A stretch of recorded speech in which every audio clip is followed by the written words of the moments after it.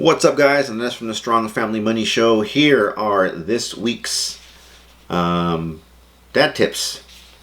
So the first one I have is, let me show you an app that everyone has on their phone that will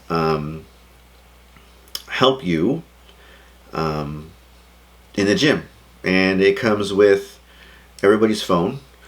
And it will kick your workouts up notches. Okay, it is. You see that? The timer stopwatch. I recently started bringing this back into my training. It does two things. It keeps you on track, so you can make sure you get your work done and get out the door in a reasonable amount of time. A lot of us work out before work. We want to make sure we get our workout done and on the road to go to work, right? 1. 2, it increases the intensity of the workout. Yeah, we can do more sets and more weight, drop sets and rest pause and all that stuff, but just timing your workouts to begin with, making sure that your rest periods are on point. It's making my workouts a lot harder, and I start breathing heavier during the workouts, because before I would just, okay, my set's done, I'm going to sit down and wait till I feel good to start the next one, right? With the timer, you say, for heavy sets, I'm doing 3-minute rest. For my supplemental work, I'm doing 2 minutes rest. For my accessory stuff, I'm getting like 1.5 minutes, 2-minute rest. Keeps me on track, keeps me focused, and it increases the intensity of the workout. So everyone has no need to download any fancy app. You have a timer on your phone. Use your timer, set your rest periods, stick to them, and you'll see how much more intense your workouts are. Tip number 2 for this week. Touchy subject here in our house. Should your kids have a cell phone? My wife homeschools our children, so my daughter, she's a teenager. More than once has she asked, can she have a phone? And we always tell her, everyone you know is here in the house with you. Right, there's no need for you to have a phone, right? You have a computer, you can watch your videos and your Pinterest and your YouTube and your Disney Plus and all that stuff on your computer, right?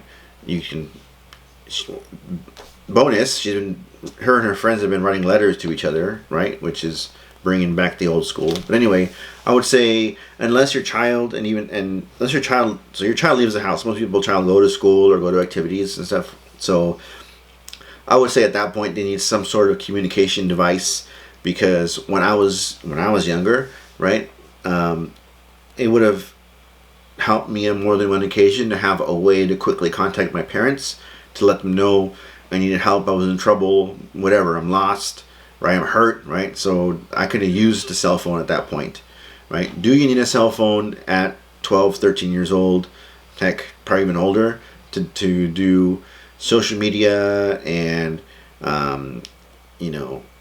texting, all that stuff? Probably not, I would say. But I know that there are devices where you can just have direct communication with a few people, and in an emergency you can then communicate with them.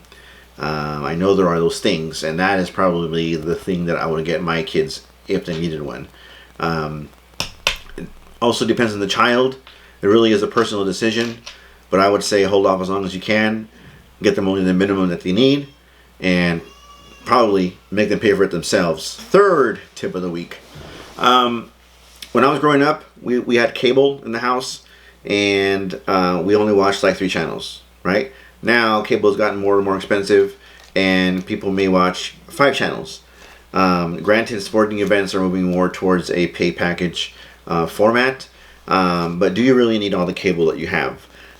We cut the cord a while back. We have a few streaming services. One of them, of course, everyone has, like Amazon Prime is bundled with a lot of other things, but we have Netflix, we have Disney Plus, right? That is considerably less money than a cable package. I've decided to get all my sports news online. If I want to watch a sporting event, I go somewhere and I watch it.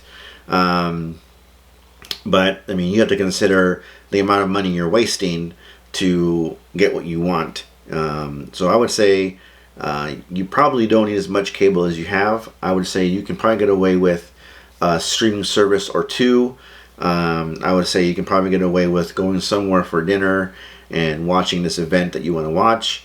I would say maybe pulling with some buddies to buy this package, and you go to somebody's house and you watch it with them on the weekend. But yeah, I would say watching how much money you're wasting on things you don't use in general, but right now we're just talking about the television, will probably save you a lot of money in the long run. This is Andres from the Strong Family Money Show. I'll talk to you guys later.